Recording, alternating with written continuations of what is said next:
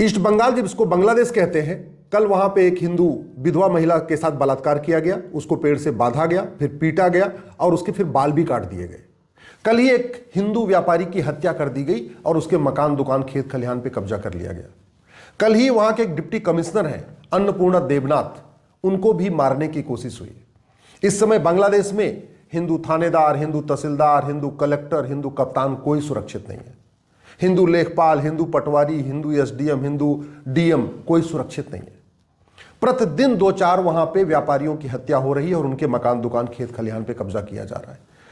अमृत मंडल की हत्या कर दी गई, विजेंद्र विश्वास की हत्या कर दी गई, खोकर चंदास की हत्या कर दी गई, मुनि चक्रवर्ती की हत्या कर दी गई। उसके पहले दीपू चंदास को बाकायदा जिंदा ही जला दिया गया था। ये लगातार हो रहा है। मकान, दुकान पे, खेत खलिहान पे कब्जा किया जा रहा है। और यही नहीं, वहां पे इस समय पिता के सामने बेटी का बलात्कार हो रहा है। इस समय बांग्लादेश में पति के सामने पत्नी का बलात्कार हो रहा है, बच्चों के सामने मां का बलात्कार हो रहा है, पंडा पुजारियों को मारा जा रहा है, मठ मंदिर पे कब्जा किया जा रहा है, मंदिरों को तोड़ा जा रहा है, वहां पे उनके जो बगीचे हैं, जो खलिहान हैं, उनको जलाया जा रहा है। इस समय बांग्लादेश में जितने भी वहां पे हमारे पंडा पुजारी हैं या हमारे कथावाचक हैं या हमारे धर्मगुरु हैं, सबको अपमानित किया जा रहा है, सार्वजनिक रूप से अपमानित किया जा रहा है। क्यों? क्योंकि हम वहां घट गए हैं। इस समय हिंदू, बांग्लादेश के हिंदू बटे नहीं है, फिर भी कट रहे हैं क्योंकि घट गए हैं। इसमें बांग्लादेश के हिंदू एक हैं, फिर भी सेफ नहीं है। क्यों? क्योंकि घट गए हैं। मैं पहले भी कह चुका हूं, आज फिर से कह रहा हूं, घटेंगे तो कटेंगे। जहां जहां घटे वहां वहां कटे, जब जब घटे तब तब कटे। दुर्योधन का ननिहाल गंधार में वहां पे घटे तो कटे और खत्म हो गए। राजा भरत का ननिहाल जो पाकिस्तान कहलाता है, वहां घटे तो कटे और खत्म हो गए। कराची में घटे तो खत्म हो गए। लाहौर में घटे तो कटे। इसी तरीके से सिंध में घटे तो कटे। ढाका में घटे हैं इसलिए कट रहे हैं। चटगांव में घटे हैं इसलिए कट रहे हैं। दुर्भाग्य देखिए, भारत में आज भी समाजवादी, अंबेडकरवादी, लोहियावादी, पेरियारवादी, गांधीवादी, नेहरूवादी, वामपंथी और मार्क्सवादी आज भी कह रहे हैं मजहब नहीं सिखाता आपस में बैर रखना, कुछ बात है कि हस्ती मिटती नहीं हमारी, सारे जहां से अच्छा हिंदू सता हमारा। एक बात याद रखिएगा, बंगाल के 2 टुकड़े हुए थे, ईस्ट बंगाल, वेस्ट बंगाल, और ईस्ट बंगाल अब बांग्लादेश कहलाता है। पंजाब के 2 टुकड़े हुए थे, ईस्ट पंजाब, वेस्ट पंजाब, और वेस्ट पंजाब अब पाकिस्तान कहलाता है। ऐसे ही गंधार जो हिंदू राष्ट्र हुआ करता था, अब अफगानिस्तान कहलाता था। और भारत के 9 राज्यों की डेमोग्राफी बदल चुकी है। भारत में 9 राज्यों में हिंदू घट चुके हैं। भारत के 800 जिलों में से 200 जिलों में हिंदू घट चुके हैं। भारत के 6000 तहसीलों में से 1500 तहसीलों में हिंदू घट चुके हैं। भारत के बॉर्डर पे 300 तहसीलें हैं, 300 की 300 तहसीलों की डेमोग्राफी बदल चुकी है। तो भारत में भी बहुत तेजी के साथ घटे हैं। चलो जहाँ घट गए वो ठीक समझ में आ रहा है, लेकिन घटना कम नहीं हुआ है, अभी भी लगातार घट रहे हैं। और घटने का मूल कारण है लव जिहाद, लैंड जिहाद, घुसपैठ जिहाद, धर्मांतरण जिहाद, जनसंख्या जिहाद और ड्रग जिहाद। 5 लाख बहन बेटियां साल में गायब हो रही हैं। इसमें से 3.5 लाख वापस नहीं मिलती। 1.5 लाख तो पुलिस कंप्लेन करने के बाद, सांसद विधायक के हंगामा करने के बाद, विश्व हिंदू परिषद, बजरंग दल के हंगामा करने के बाद 1.5 लाख मिल जाती हैं साल में। लेकिन 3.5 लाख अभी भी वापस नहीं आ रही हैं। इसका मतलब प्रतिदिन 1000 बेटियां लव जिहाद का शिकार हो रही हैं। आज भी प्रतिदिन 1500 परिवारों का धर्मांतरण हो रहा है। एक परिवार में 7 आदमी मान के चलिए तो प्रतिदिन 10,000 हिंदुओं का धर्मांतरण हो रहा है। यानी साल में 40 लाख हिंदुओं का धर्मांतरण हो रहा है।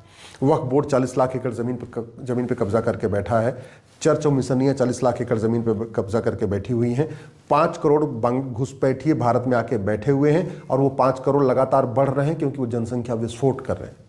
भारत में धर्मांतरण के कारण हम घट रहे हैं, घुसपैठ के कारण घट रहे हैं, लव जिहाद के कारण घट रहे हैं, लैंड जिहाद के कारण घट रहे हैं, ड्रग जिहाद के कारण घट रहे हैं, और सबसे बड़ी बात जनसंख्या जिहाद के कारण घट रहे हैं।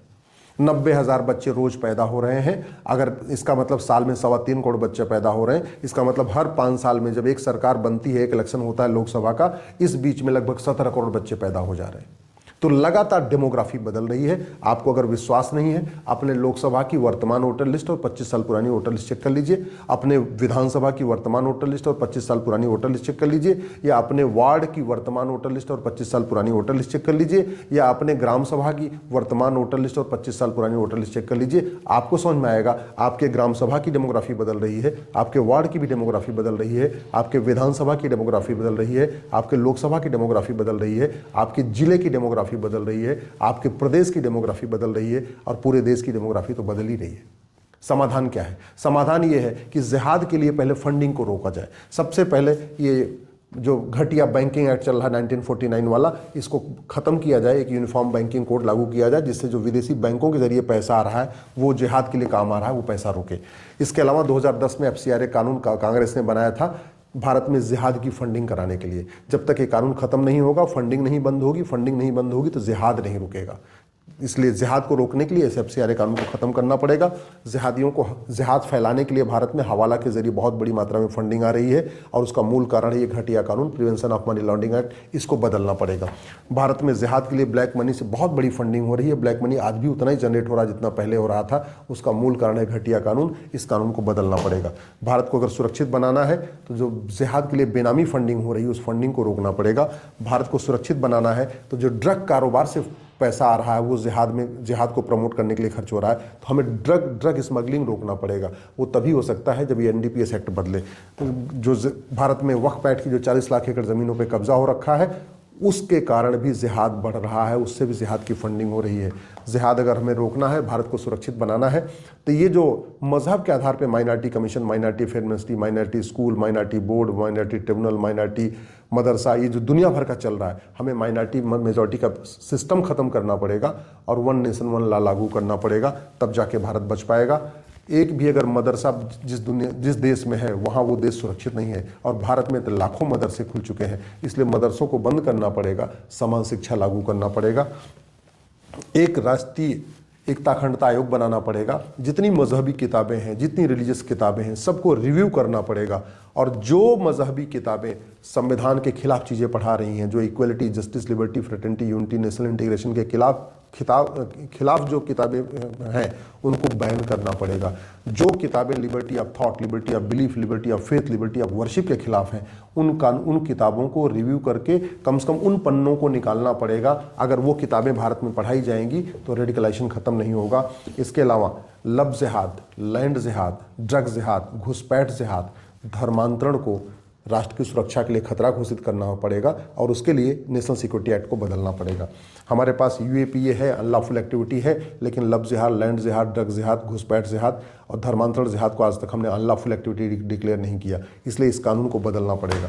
हमारे पास ऑर्गेनाइज क्राइम से निपटने के लिए सभी राज्यों के पास कानून है। महाराष्ट्र के पास मकोका है, गुजरात के पास गुजकोका है, UP के पास गैंगसरेट है, लेकिन इस कानूनों में हमने कहीं लिखा नहीं कि लव जिहाद, लैंड जिहाद, ड्रग जिहाद, घुसपैठ जिहाद, धर्मांतरण जिहाद ये ऑर्गेनाइज क्राइम है, इसलिए कठोर सज़ा नहीं मिल पा रही है।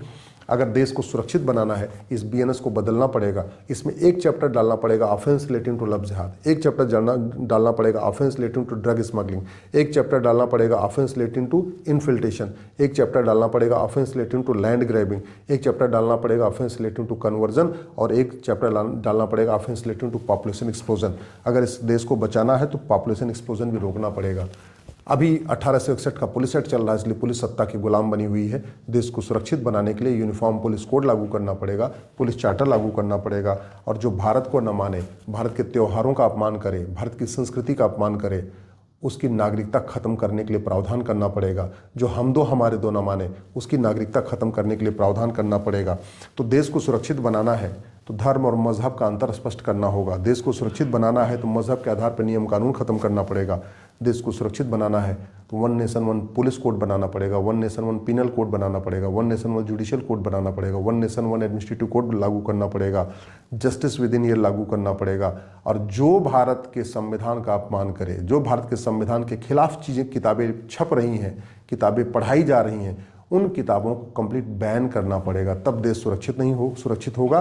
नहीं तो याद रखिएगा, राजा रणजीत सिंह ने कभी सोचा नहीं था कि पंजाब के 2 टुकड़े होंगे और पंजाब के 2 टुकड़े हुए। राजा शशांक ने कभी सोचा नहीं था कि बंगाल के 2 टुकड़े होंगे और बंगाल के 2 टुकड़े हुए। राजा हरि सिंह ने कभी नहीं सोचा होगा कश्मीर के 2 टुकड़े होंगे, कश्मीर के 2 टुकड़े हुए। ऐसे ही हमारे भगत सिंह, सुखदेव, राजगुरु ने कभी नहीं सोचा होगा कि वीर सावरकर जी ने कभी नहीं सोचा होगा कि भारत के 2 टुकड़े होंगे, लेकिन भारत के भी 2 टुकड़े हुए। और बाद में तीसरा टुकड़ा हो गया बांग्लादेश, ईस्ट बंगाल, जहाँ सारे हिंदू रहते थे, चाहे चटगांव हो चाहे ढाका, सब हिंदू रहते थे। वो बांग्लादेश जहाँ हमारे 5 शक्तिपीठ हैं, 51 शक्तिपीठों में से 5 शक्तिपीठ आज भी बांग्लादेश में है, वहाँ हिंदुओं का नरसंहार हो रहा है, बहन बेटियों का बलात्कार हो रहा है, मकान, दुकान, खेत खलिहान पे कब्जा हो रहा है। क्यों? क्योंकि हम घट गए हैं। तो घटेंगे तो कटेंगे।